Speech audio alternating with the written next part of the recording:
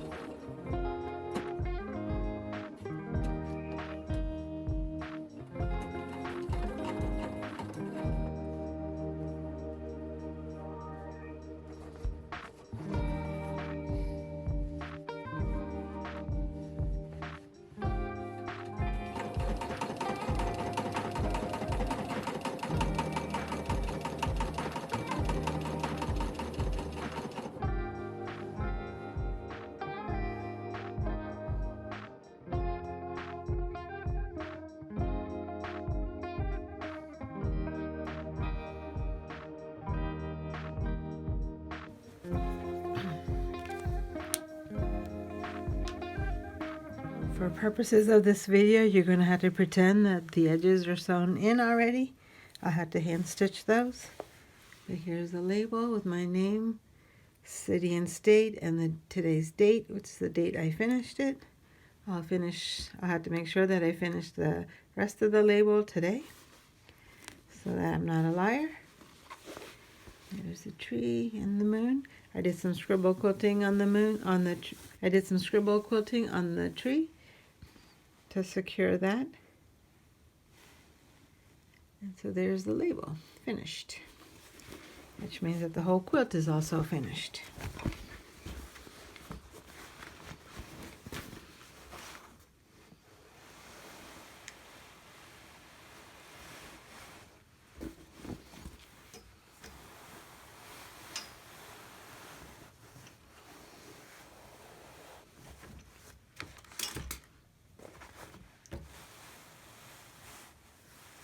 I want to look at the binding to make sure that it's finished.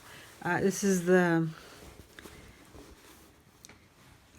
sewed it to the back, and then I folded it to the front, and then I machine sewed it down. The last few times that I've tried that, I haven't been able to do a very neat job of doing that, but today I was able to go slowly enough, and I had enough practice to make the binding pretty neat. It's not the best job in the world, but I think I'm happy with it.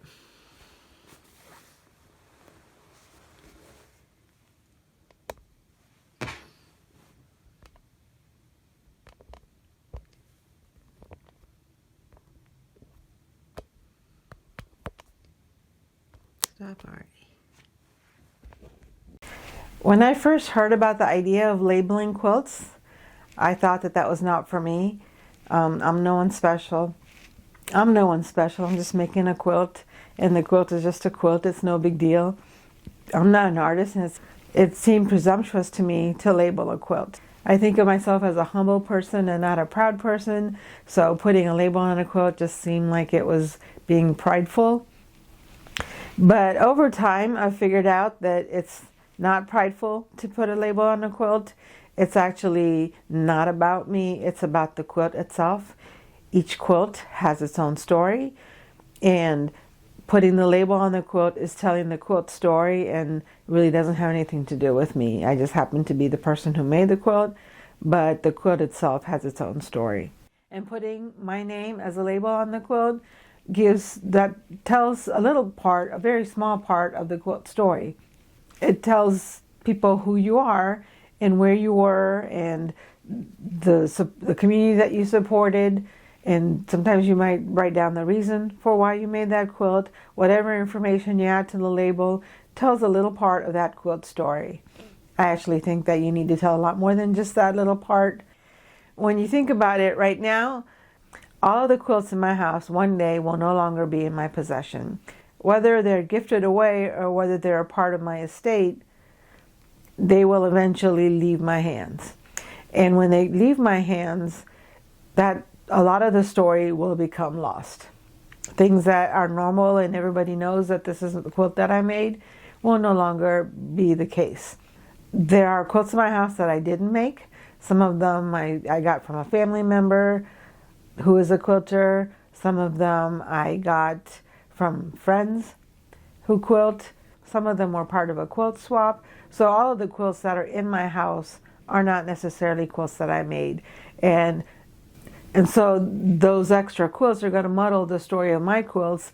It's no longer the case that you know that whatever the quilts that are in my house were made by me. It's not true. The other thing that can muddle is as a family grows, I might wind up being not. So right now in my family, I may be the only quilter. My mother has also made some quilts, so I'm not the only quilter in the family. And some of them are made as a group. As my family grows, as my daughter and my nephew and nieces, once they get married, they might wind up marrying into people who have quilters in their family. And over generations, there may be more quilters. And over time, all of that information will get lost. Things that we all know right now won't necessarily be something that we know in the future. And it'll be hard to know which quilter it was that actually made this quilt.